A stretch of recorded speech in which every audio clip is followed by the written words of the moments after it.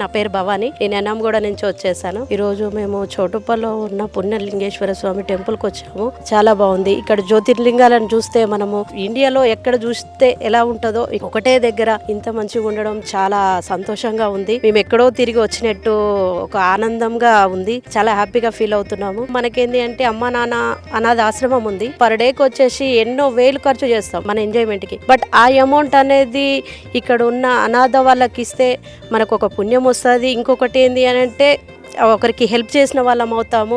Development కోసం మనం ఏమన్నా ఒక రోజు సేవ చేయాలన్నా చేసుకోవచ్చు. అది అందరికీ రాదు, బట్ అది వచ్చిందంటే దానంత అదృష్టవంతులు ఇంకొకరు లేరు. Thank you. మానవ సేవే మాధవ సేవ అనే మాటకు నిజరూపమిస్తూ అయిన వారంటూ ఎవరూ లేని దిక్కులేని అనాథలను చేరదీసి సేవ చేస్తున్న అమ్మా నాన్న అనాథ ఆశ్రమాన్ని సందర్శించి మీ వంతు సాయం చేసి పుణ్యం కట్టుకోండి.